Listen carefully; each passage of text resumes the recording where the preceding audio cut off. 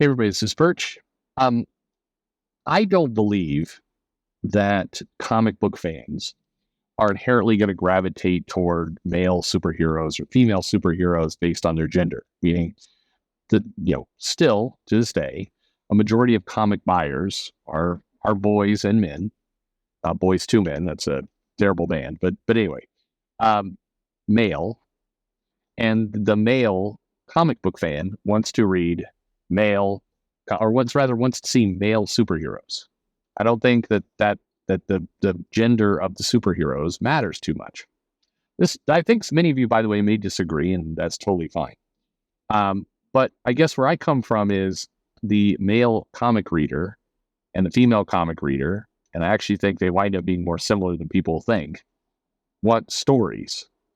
If you pander to them with genres of stories, then I think you make a lot of good headway. You make a lot of good progress.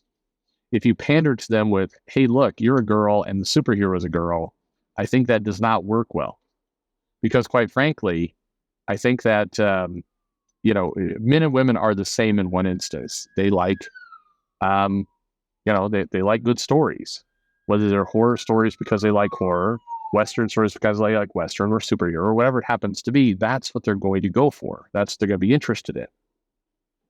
Just saying, "Hey, you're gay, here's a gay character. Hey, you're a woman, here's a woman character." I don't think that works. So I believe female superheroes can be very popular with male comic readers. But they have to have, the storytelling, the character needs to be solid, needs to be something that people want to actually pay attention to. I grant you, by the way, in elementary school, or for people whose mentality is in elementary school, if you're reading, let's say Wonder Woman had the absolute best comic out of all the comics, and the story was really good and everything was on fire there. And, you're a boy and you buy a Wonder Woman comic and you take it to school, and then a bunch of people say, "Ah, you're reading a girl, you gay," or whatever, whatever kind of teasing that comes up. I grant you maybe a little of that happens, not nearly as much, not in 2024. 1980, 1970, sure, there was more of that, but that's less. The only people holding the torch by that are people either who are in elementary school or people who, as I said, mentally are still there. But I think it's story. I think pandering based on the gender or the sexuality or the race alone, I don't think that gets you anywhere with who you're trying to appeal to. Meaning, I think the same thing true. By the way, we're getting to a male, but not a male gender and male email that was sent. By the way, just it's coming, I promise. But if you're a black comic reader and somebody comes to you and says, "Hey, don't worry, we got you covered. We got a comic featuring a black guy. What's he do?" It doesn't matter. It doesn't matter, except he is black. Great news. Black. Yeah, I think the comic reader is going to be like, okay, that's down the list of things I care about. But for a lot of comic readers and comic publishers, it feels to be high on the list. Anyway, let's read this email. And the subject line alone got me to give that intro. So let's see if this has come now completely about something else. And, I just wasted everybody's time. Technically, that's every video. All right, female superhero says, "Perch, I recently found your channel. I'm really enjoying it. However, I need to object to the characterization of female superheroes by one of your other viewers. The actual sales figures of comics are inconsistent from era to era, and the internal P&Ls of the publishers are utterly opaque. So the only way to determine what a success is what is consistently published." I think, by the way, that's about 95% true. It's true enough that it's a good rule of thumb. If the comic is still going, somebody's buying it, so therefore it can't be a failure. Now you go think, but it could be propped up for other reasons. It could be, but then you'd see other things going on. Like, you'd see the comic book rebooted over and over and over again. Anyway, if comic books is just a success, put it this way, The Walking Dead never had to relaunch as a new number one. All right, back to the mail. So the benchmark of success that I would propose would be 5 consecutive years of publication, or 60 issues of monthly comic. That tracks roughly to the traditional metric of broadcast TV success of 100 episodes during the era of 22 episode seasons. That standard creates an intuitive dividing line between Hawkman and She-Hulk, who have never had a 5-year unbroken run, and genuine A-listers who can headline a solo title that is reliably profitable for a publisher. All right, okay. I'm on board with all this logic, by the way. Still not getting where it's female superheroes subject line fits into all this, but that's okay. We'll get there.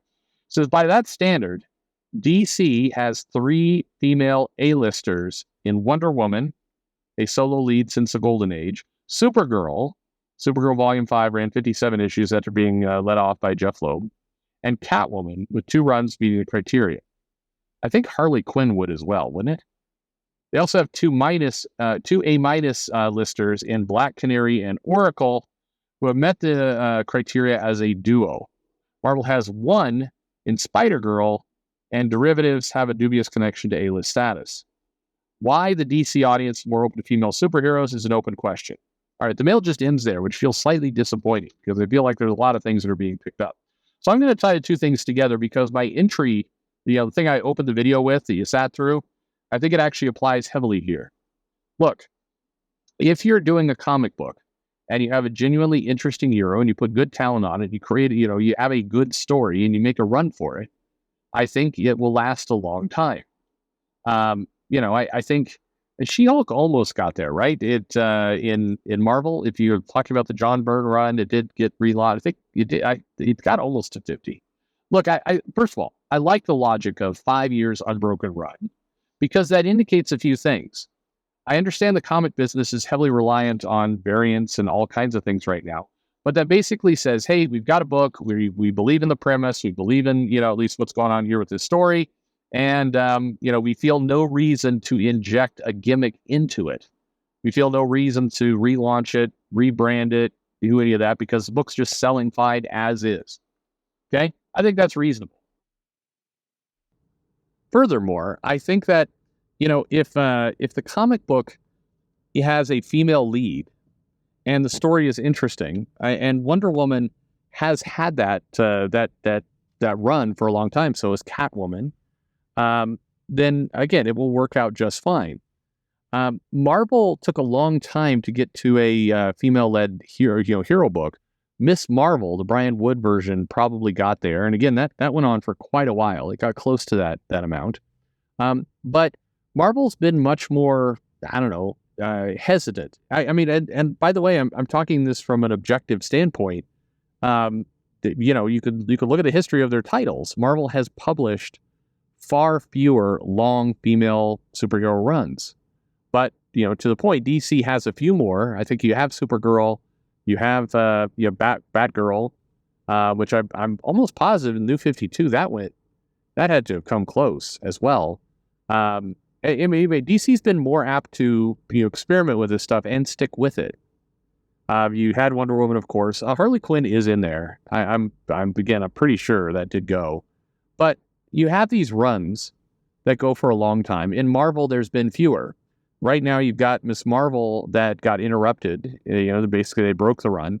But again, they broke the run for dumb reasons. They broke the run. They broke the first volume and put, G. Willow Wilson. I mean, it's the same creative team. Basically, they went in for volume 2. So the fact that they rebooted to number 1 is just, it was a gimmick. They were like, sales are kind of low. Let's just bounce it up with a new number 1 issue. But, a lot of the people in the sales and marketing department, the upper management of Marvel, they can't be that stupid to think that, if I just relaunch this series with a new number 1, there's, they have the numbers. They see the law of diminishing returns. They do it anyway. It is a bad gimmick. I think it's a video for another time, but are people asleep at the wheel or what? Because this stuff isn't that hard to reconcile. But look, I think Marvel has been a lot more prone to marketing their books and promoting them based off of, hey, this is a girl. Are you a girl? We've got a girl over here. Are you a woman? We've got a woman here. You want a woman superhero? Be bold, be fierce, women. Here's something for women. It's a woman.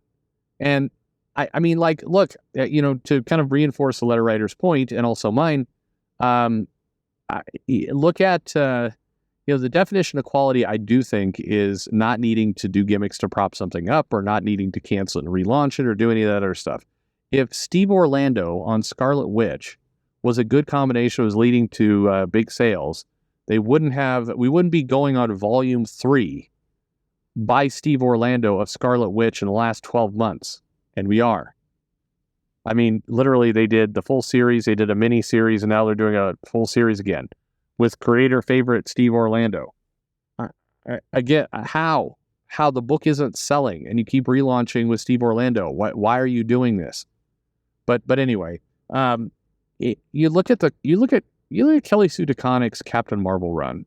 Okay, we're going to give her a new costume. We're going to make her more of a feminist, and we got a movie coming out eventually. So bigger, bolder, faster. Captain Marvel.